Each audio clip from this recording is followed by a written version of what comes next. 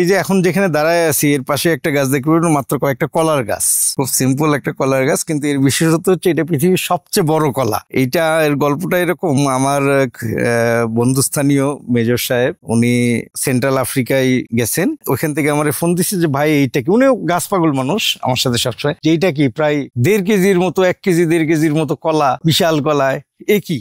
আমি বললাম যে ঠিক আছে, উনি আমার ইয়েতে ফোন দিচ্ছে যে আপনি জানেন নাকি বিষয়? আমি বললাম জানি, কিন্তু আপনি এখন যেভাবে পারেন আপনি আমার জন্য গাছ নিয়ে আসবেন। এরপর উনিও হাসলো, আমি হাসলো, আপনি গাছ আমাকে যেভাবে পারেন, মানে আমরা এইভাবে আসলে কাজে লাগাই জিনিসগুলোরে। তো উনি তখন আমার 3টা গাছ আনে। 2002 সালের দিকে আমাদের গ্রামে যে জমিটা ছিল, বেশ বড় একটা জমি ছিল, ওইখানে হঠাৎ করে কি করি, তখন হঠাৎ করে বাবা বললো যে তোর গাছপালা শখ, তাহলে নার্সারি কর। তো আসলে সেইখান থেকেই শুরু নার্সারি। এরপর 2005 সালে আমি জাতীয় বৃক্ষ মেলায় আসি, উত্তরবঙ্গ থেকে আমি প্রথম, আমার নার্সারি হিরে নার্সারি প্রথম আসে জাতীয় বৃক্ষ মেলাতে।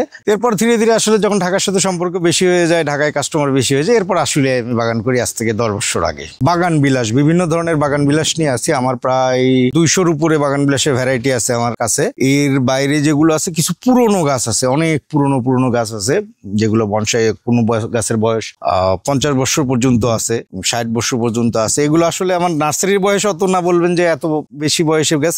বিষয়গুলো হচ্ছে অনেক পুরনো বাড়িতে যে বাগান বিলাসগুলো আছে, এগুলো দেখা গেছে একসময় বাড়িগুলো ভেঙে ফেলতেছে। তো পুরনো বাড়ি যখন ভেঙে ফেলে তখন গাছগুলো কেটে ফেলে। আমরা ওইখান থেকে এই গাছগুলো নিয়ে এসে সংগ্রহ করে ওগুলোরে আবার নতুন করে বাঁচাই, কেটে নিয়ে এসে বাঁচায় ওইটাকে আবার নতুন করে গ্রাফটিং করে। আপনারা গাছগুলো একটু দেখতে পারবেন যদি আপনি আমার কাছে আসেন। এই যে ধরেন একটা গাছ আপনি দেখতে পারবেন এখানে, এই গাছটার বয়স কমপক্ষে 30 বছরের উপরে হবে। এটাকে গাছটা কেটে ফেলছিল, সেটাকে আবার তুলে নিয়ে এসে নতুন করে টবে লাগায় এর আবার বিভিন্ন যত্ন আত্তি করে এরা বাঁচানো হয়েছে। এই যে এখন হয়ে গেছে, এগুলোতে অনেকগুলো করে গ্রাফটিং করে দেবো, বিভিন্ন জাতের একটা সুন্দর গাছ হয়ে যাবে 1 বছরের মধ্যে। এরকম আরো কয়েকটা আছে আমার, প্রায় এরকম ছোট বড় মিলায় পুরনো গাছই 200-র উপরে আছে, যে গাছগুলো এখনো কাজ শেষ হয়নি। কারণ এদেরকে আমরা যখন বিভিন্ন কালার দিয়ে গ্রাফটিং করব, তখন দেখা যাবে যে থাইল্যান্ড, ইন্দোনেশিয়া এগুলোতে যে ধরনের ভালো ভালো গাছ আমরা নেটে দেখি, এই ধরনের গাছ হয়ে যাবে এগুলো।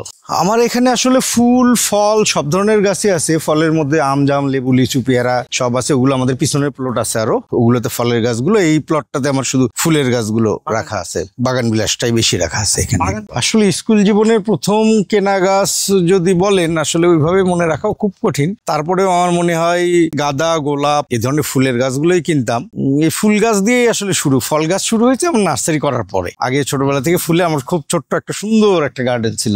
এটা যেটা বললাম আপনাকে, এটা আমার ওই বগুড়াতে কিছু বাড়ির পাশে কিছু নার্সারি ছিল। আর মূল বেশিরভাগই সংগ্রহ করতাম ওই যে স্কুল থেকে ফেরার পথে, যেটা ওই আপনার আমাদের শহীদ খোকন পার্ক বলে, ওইখানে আগে যারা ওই টুকরি নিয়ে সুন্দর অনেকগুলো করে গাছ নিয়ে এসে ছোট ছোট 5-7 জন বসতো, ওইখান থেকে গাছগুলো, তখন দামও খুব কম ছিল, 3 টাকা, 4 টাকা, 5 টাকা।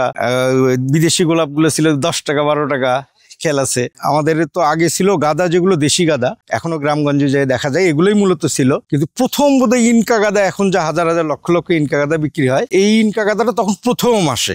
আমি তখন খেয়াল আছে 3 টাকা অথবা 4 টাকা দিয়ে একটা ইনকা গাঁদা নিয়ে এসে লাগাই। তখন দেখা যায় একটা গাঁদার ফুল 25 দিন 30 দিন, সবাই অবাক যে একটা গাঁদা ফুল ফুটে, মানে একটা গাঁদা 25-30 দিন আছে, সবাই বেশ খুশি যে এইরকম।